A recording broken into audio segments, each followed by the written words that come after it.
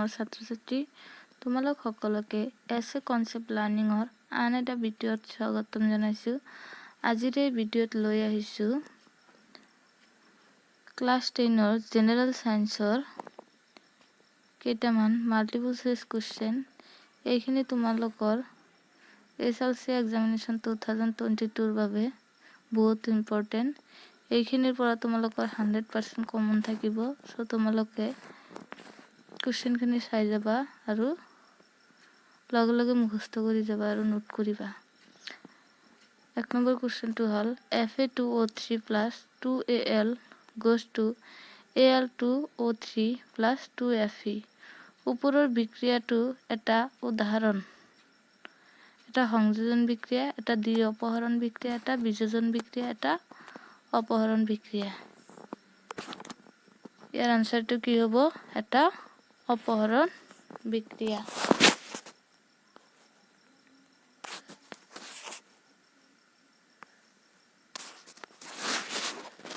দুই নম্বৰটো হ'ল কি ঘটে যেতিয়া লঘু হাইড্ৰক্লোৰিক এসিড লোৰ গুৰিত যোগ কৰা হয়? অপশন এত আছে হাইড্ৰোজেন গেছ আৰু আইৰন ক্লোৰাইড উৎপন্ন হয়। বিত আছে ক্লোৰিক গেছ আৰু আইৰন হাইড্ৰোজেন উৎপন্ন হয়, হাইড্ৰক্সাইড উৎপন্ন হয়। সিত আছে বিক্ৰিয়া নঘটে। ডিত আছে আইৰন লবণ আৰু পানী উৎপন্ন হয়। ইয়াৰ শুদ্ধ আনসাৰটো হ'ব হাইড্ৰোজেন গেছ আৰু আইৰন ক্লোৰাইড উৎপন্ন হয়। নেক্সট কুৱেশ্যন, এটা দ্ৰৱ ৰঙা লিটমাছক নীলা কৰিছে। ইয়াত pH হ'ব পাৰে এত কি আছে 1, বিত আছে 4, সিত আছে 5, ডিত আছে কি 10। ইয়াৰ শুদ্ধ উত্তৰটো 10। নেক্সট কুৱেশ্যন, এটা দ্ৰৱই গুৰি কৰি লোৱা কণী খোলাৰ সৈতে বিক্ৰিয়া কৰি এটা গেছ উৎপন্ন কৰে। গেছটোৱে চূণ পানী ঘোলা কৰে। দ্ৰৱটোত থাকে এত আছে NaCl, বিত আছে HCl, সিত আছে LiCl, ডিত আছে KCl। ইয়াৰ এনসাৰ হ'ব কি VHCl, HCl। নেক্সট কুৱেশ্যন, অজীৰ্তনাৰ চিকিৎসাৰ বাবে তলৰ কোন ধৰণৰ ঔষধ ব্যৱহাৰ কৰা হয়? এত আছে এন্টিবায়োটিক, বিত আছে বেদনানাশক, সিত আছে অম্লনাশক, ডিত আছে বীজাণুবাৰক। ইয়াৰ শুদ্ধ উত্তৰটো কি হ'ব? অম্লনাশক। সংগঠিত বিক্ৰিয়াৰ বাবে শব্দ সমীকৰণ আৰু সন্তুলিত সমীকৰণ লিখা। ইয়াত অপশন কি আছে? লঘু সালফৰিক এসিডে জিংকৰ গুৰিৰ সৈতে বিক্ৰিয়া কৰে। লঘু হাইড্ৰক্লোৰিক এসিডে মেগনেছিয়াম ফিটাৰ সৈতে বিক্ৰিয়া কৰে। সিত আছে লঘু সালফৰিক এসিডে এলুমিনিয়াম পাউডাৰৰ লগত বিক্ৰিয়া কৰে। ডিত আছে লঘু সালফৰিক এসিডে লোৰ গুৰিৰ সৈতে বিক্ৰিয়া কৰে। ইয়াৰ শুদ্ধ উত্তৰটো কি? লঘু হাইড্ৰক্লোৰিক এসিডে মেগনেছিয়াম ফিটাৰ সৈতে বিক্ৰিয়া কৰে। তলৰ কোনজোৰ ক্ষেত্ৰত প্ৰতিস্থাপন বিক্ৰিয়া ঘটিব? NaCl ৰ দ্ৰৱ আৰু কপাৰ ধাতু, MgCl2 দ্ৰৱ আৰু এলুমিনিয়ামৰ ধাতু, FeSO4 দ্ৰৱ আৰু চিলভাৰৰ ধাতু, AgNO3 দ্ৰৱ আৰু কপাৰৰ ধাতু। নেক্সট কুৱেশ্যন, লোৰ তাৱা এখন মামৰে ধৰাৰ পৰা বচাই ৰাখিবলৈ তলৰ কোনটো পদ্ধতি উপযুক্ত হয়?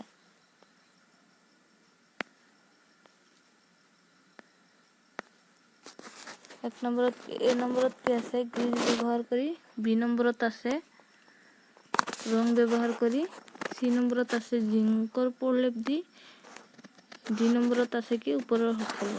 ইয়াৰ শুদ্ধ উত্তৰটো কি হ'ব? ওপৰৰ সকলো। এটা মৌলই অক্সিজেনৰ লগত বিক্ৰিয়া কৰি উচ্চ গলনাংক যৌগ উৎপন্ন কৰে। যৌগটো পানীত দ্ৰৱণীয়। সম্ভৱৰ মৌলটো হ'ব এ নম্বৰত কি আছে? কেলছিয়াম, বি নম্বৰত কাৰ্বন, সি নম্বৰত সিলিকন, ডি নম্বৰত আইৰন। ইয়াৰ শুদ্ধ উত্তৰটো কি হ'ব? কেলছিয়াম। খাদ্যবস্তু ভৰাই ৰখা টিনৰ পাত্ৰবোৰত প্ৰলেপ দিয়া হয় জিংকৰ নহয় কিয়নো টিনতকৈ জিংক দাম বেছি জিংকৰ গলনাংক টিনতকৈ বেছি C নম্বৰত কি আছে জিংক টিনতকৈ অধিক সক্ৰিয় D নম্বৰত কি আছে জিংক টিনতকৈ কম সক্ৰিয় ইয়াৰ আনসাৰটো কি হ'ব জিংক টিনতকৈ অধিক সক্ৰিয় ইথেন অণু এটাত A নম্বৰৰ অপচনত কি আছে 6টা সহযোজী বান্ধনী আছে B নম্বৰত আছে 7টা সহযোজী বান্ধনী আছে C নম্বৰত আছে কি 8টা সহযোজী বান্ধনী আছে D নম্বৰত আছে কি 9টা সহযোজী বান্ধনী আছে ইয়াৰ আনসাৰটো কি হ'ব 7টা সহযোজী বান্ধনী আছে নেক্সট কোশ্চেন 4টা কাৰ্বনৰ যৌগ বিউটাননত থকা কাৰ্যকৰী মূলক হল A নম্বৰত কাৰ্বক্সিলিক এসিড B নম্বৰত এলডিহাইড C নম্বৰত কিটোন D নম্বৰত এলডিহাইড ইয়াৰ শুদ্ধ উত্তৰটো কি হ'ব কিটোন মানুহৰ ৰন্ধনৰ সময়ত ব্যৱহাৰত বৰ্তনৰ তলফালে কলা পৰে কিয়নো A নম্বৰৰ অপচনত কি আছে খাদ্য ভালদৰে নিহিজিল B নম্বৰত ইন্ধন সম্পূৰ্ণৰূপে দহন নহয় C নম্বৰত ইন্ধনটো সিক্ত D নম্বৰত ইন্ধনটো সম্পূৰ্ণকৈ দহন হয় ইয়াৰ শুদ্ধ উত্তৰটো কি ইন্ধন সম্পূৰ্ণকৈ দহন নহয় নেক্সট কোশ্চেন মানুহৰ বৃক্ক দুটা কোনটো তন্ত্ৰৰ অংশ A নম্বৰত আছে পৰিপুষ্টি B নম্বৰত আছে শ্বসন C নম্বৰত ৰেচন D নম্বৰত পৰিবহন ইয়াৰ আনসাৰটো কি হ'ব ৰেচন উদ্ভিদৰ দেহত জাইলেমৰ কাম হল A নম্বৰত আছে পানীৰ পৰিবহন B নম্বৰত আছে খাদ্যৰ পৰিবহন C নম্বৰত আছে এমিনো এচিডৰ পৰিবহন D নম্বৰত আছে অক্সিজেনৰ পৰিবহন ইয়াৰ শুদ্ধ উত্তৰটো কি পানীৰ পৰিবহন নেক্সট কোশ্চেন স্বপ্ৰকৃত পুষ্টিৰ প্ৰয়োজন হয় কাৰ্বন ডাই অক্সাইড আৰু পানী B নম্বৰত আছে পত্ৰহৰিত C নম্বৰত আছে সূৰ্যৰ পোহৰ D নম্বৰত আছে কি ওপৰৰ সকলো ইয়াৰ আনসাৰ কি হ'ব ওপৰৰ সকলো পাইৰুভেট অণু ভাঙি কাৰ্বন ডাই অক্সাইড পানী আৰু শক্তি উৎপন্ন হোৱা বিক্ৰিয়াটো সম্পাদিত হয় A নম্বৰত আছে সাইটোপ্লাজমত B নম্বৰত আছে মাইক্ৰকন্ড্ৰিয়াত C নম্বৰত আছে ক্লোৰোপ্লাষ্টত D নম্বৰত আছে কোষ কেন্দ্ৰ ইয়াৰ শুদ্ধ উত্তৰটো কি হ'ব কোষ কেন্দ্ৰ তলত উল্লেখ কৰা কোনবিধ উদ্ভিদৰ সঞ্জীৱনী পদাৰ্থ A নম্বৰত আছে ইনসুলিন B নম্বৰত আছে থাইৰক্সিন C নম্বৰত আছে অবেষ্ট্ৰোজেন D নম্বৰত আছে কি সাইটোকাইনিন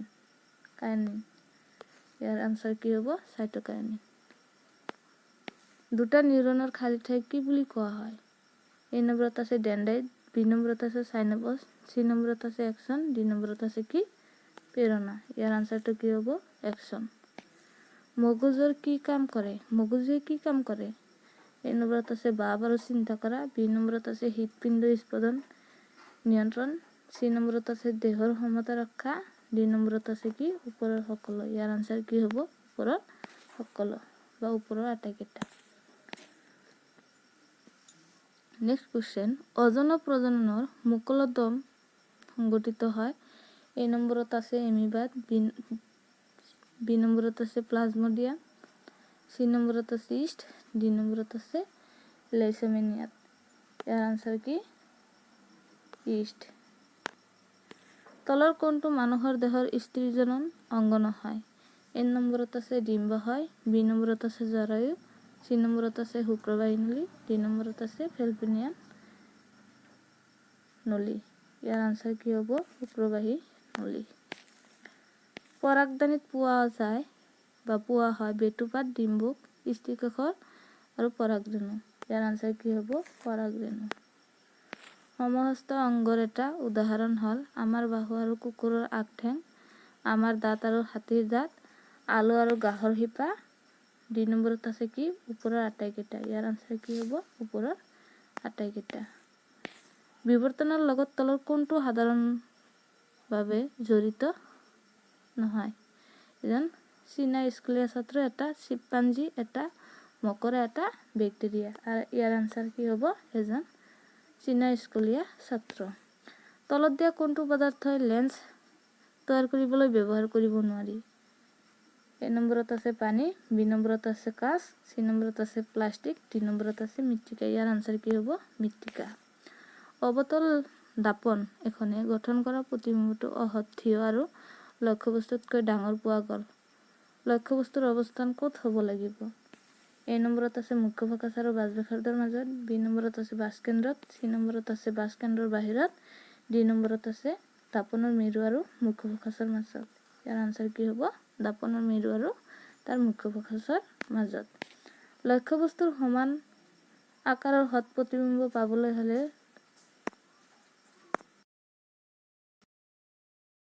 নেক্সট কুৱেশ্যন, লক্ষ্যবস্তুৰ সমান আকাৰৰ হৎ প্ৰতিবিম্ব পাবলৈ হ'লে লক্ষ্যবস্তুটো সন্মুখত কোন স্থানত ৰাখিব লাগে?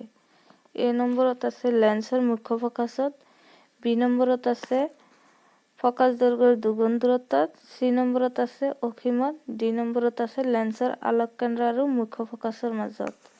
ইয়াৰ আনসাৰ হ'ব লেন্স ফকাছ দৈৰ্ঘ্যৰ দুগুণ দূৰত্বত।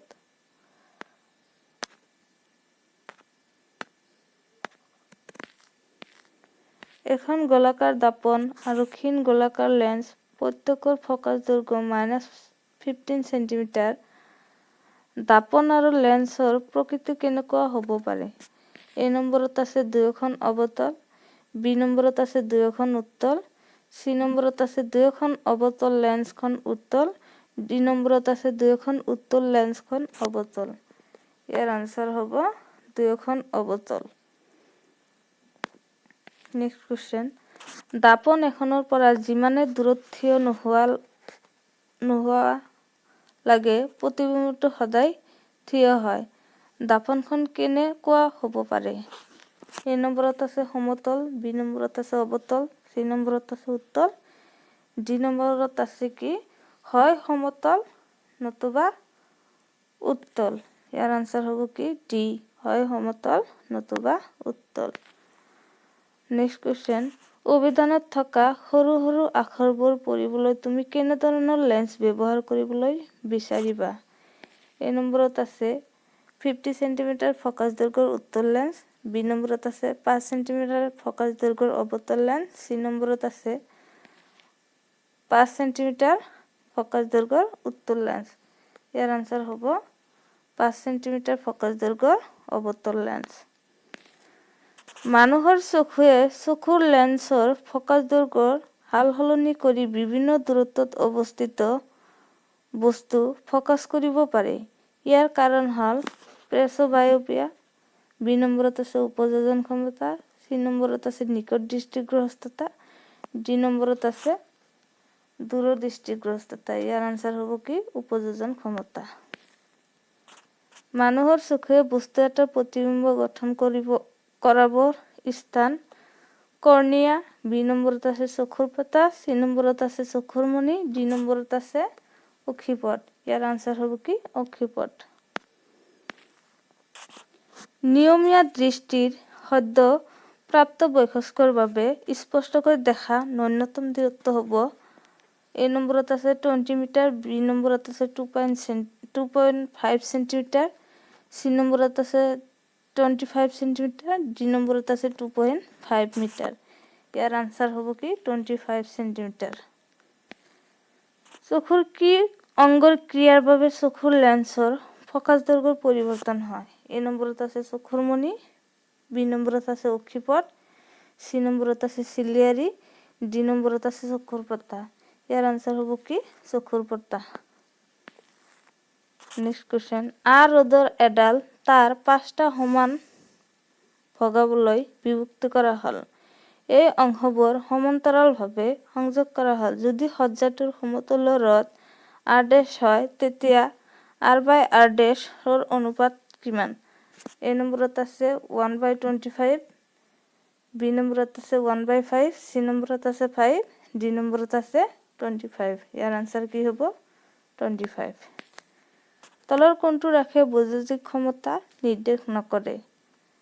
I²/R, বি নম্বৰত আছে IR², চি নম্বৰত আছে BI, ডি নম্বৰত আছে B²/R। ইয়াৰ আনসাৰ হ'ব কি IR²। এটা বৈদ্যুতিক বাল্বৰ 220 ভল্ট আৰু 100 ওয়াটৰ চিহ্নিত কৰা আছে। যেতিয়া 110 ভল্টত ইয়াক ব্যৱহাৰ কৰা হয়, ই লোৱা ক্ষমতা হ'ব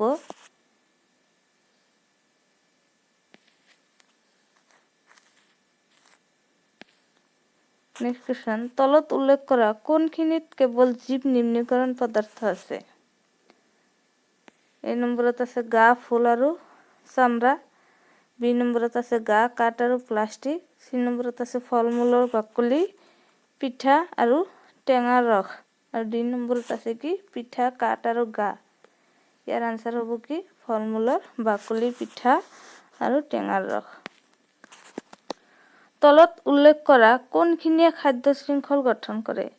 এ নম্বৰত আছে গা, ঘেঁহু আৰু আম। বি নম্বৰত আছে গা, ছাগলী আৰু মানুহ। চি নম্বৰত আছে গা, গৰু আৰু হাতী। ডি নম্বৰত আছে গা, মাছ আৰু ছাগলী। ইয়াৰ আনসাৰ কি হ'ব গা, ছাগলী আৰু মানুহ। পানী গৰম কৰিবলৈ সৌৰজল হিটাৰ এটা ব্যৱহাৰ কৰিব নোৱাৰা দিনটো হৈছে এটা ৰৌদ্ৰজল দিন, ডাৱৰীয়া দিন, গৰমৰ দিন, বতাহে কোৱোৱা দিন। ইয়াৰ আনসাৰ কি ডাৱৰীয়া দিন। তলৰ কোনটো জীৱ বৰ শক্তিৰ উৎসৰ উদাহৰণ নহয়? এটা আছে কি এ নম্বৰত আছে খৰি, বি নম্বৰত আছে গোবৰ গেছ, চি নম্বৰত আছে নিউক্লিয় শক্তি আৰু ডি নম্বৰত আছে কি কয়লা। ইয়াৰ আনসাৰ কি হ'ব নিউক্লিয়। আমি ব্যৱহাৰ কৰা শক্তিৰ সৰহসংখ্যক উৎসৰ শক্তি হ'ল সঞ্চিত সৌৰ শক্তি। তলৰ কোনটো সৌৰ শক্তি আধাৰিত নহয়? এ নম্বৰত আছে ভূতাপীয় শক্তি, বি নম্বৰত আছে বায়ু শক্তি, চি নম্বৰত আছে নিউক্লিয় শক্তি, ডি নম্বৰত আছে জৈৱ শক্তি। ইয়াৰ আনসাৰ কি হ'ব নিউক্লিয় শক্তি। তলৰ কোনটোৱে এডাল পোন দীঘল পৰিবাহীৰ ওচৰৰ চুম্বক ক্ষেত্ৰ শুদ্ধভাৱে বৰ্ণনা কৰে? এ নম্বৰত ক্ষেত্ৰখন তাঁৰডালৰ লম্ব সৰল ৰেখাৰে গঠিত। বি নম্বৰত ক্ষেত্ৰখন তাঁৰডালৰ সমান্তৰাল সৰল ৰেখাৰে গঠিত। চি নম্বৰত ক্ষেত্ৰখন তাঁৰডালৰ পৰা ওলোৱা কিছুমান পৰিধিমুখী ৰেখাৰে গঠিত। ডি নম্বৰ ক্ষেত্ৰখন তাঁৰডালৰ কেন্দ্ৰত থকা এককেন্দ্ৰিক বৃত্তৰে গঠিত। ইয়াৰ আনসাৰ কি হ'ব ক্ষেত্ৰখন তাঁৰডালৰ কেন্দ্ৰত থকা এক কেন্দ্ৰিক বৃত্তৰে গঠিত। বিদ্যুৎ আৱেশৰ পৰিঘটনা হৈছে বস্তু আহিতকৰণৰ প্ৰক্ৰিয়া। বি নম্বৰত কুণ্ডলী চালিত প্ৰবাহে চুম্বক ক্ষেত্ৰ সৃষ্টি কৰা প্ৰক্ৰিয়া। চি নম্বৰত চুম্বক আৰু কুণ্ডলীৰ মাজৰ আপেক্ষিক গতিৰ বাবে এটা কুণ্ডলীত আবিষ্ট প্ৰবাহৰ সৃষ্টি হোৱা প্ৰক্ৰিয়া। ডি নম্বৰত বৈদ্যুতিক মটৰৰ কুণ্ডলীত ঘূৰ্ণনৰ প্ৰক্ৰিয়া। ইয়াৰ আনসাৰ হ'ব চি চুম্বক আৰু কুণ্ডলীৰ মাজৰ আপেক্ষিক গতিৰ বাবে এটা কুণ্ডলীত আৱৃষ্টি প্ৰবাহ সৃষ্টি হোৱা প্ৰক্ৰিয়া। নেক্সট কোৱেশ্চন, বৈদ্যুতিক প্ৰবাহ উৎপন্ন সঁজুলিক জেনেৰেটৰ বোলা হয়। বি নম্বৰত গেলভিন মিটাৰ, চি নম্বৰত এমিটাৰ, ডি নম্বৰত মটৰ। ইয়াৰ আনসাৰ হ'ব কি জেনেৰেটৰ বোলা হয়। শস্য ভৰ্তনী হোৱাৰ সময়ত বৰ্তনীটোত প্ৰবাহ বোজন পৰিমাণে কমি যায়, সলনি নহয়, বোজন পৰিমাণে বৃদ্ধি হয়, অবিৰতভাৱে সলনি হয়। ইয়াৰ আনসাৰ কি বোজন পৰিমাণে বৃদ্ধি হয়। এইখিনিৰ পৰা তোমালোকৰ 12 মাৰ্ক কমন থাকিবই, 100% গেৰাণ্টি হয়। চ' তোমালোকে এইখিনি ভালকে নোট কৰিবা আৰু মুখস্থ কৰি যাবা আৰু বাকীখিনি পঢ়িব নালাগে। ইয়াৰে পৰা তোমালোকৰ কি হ'ব 2022 যিটো SLC এক্সাম হ'ব, এইখিনিৰ পৰাই তোমালোকৰ কমন থাকিব। চ' ভিডিঅ'টো চোৱাৰ বাবে ধন্যবাদ। যদি ভিডিঅ'টো ভাল লাগে তেতিয়াহ'লে ছাবস্ক্ৰাইব কৰি দিবা, লগতে লাইক, কমেণ্ট আৰু শ্বেয়াৰ কৰি দিবা। Thank U.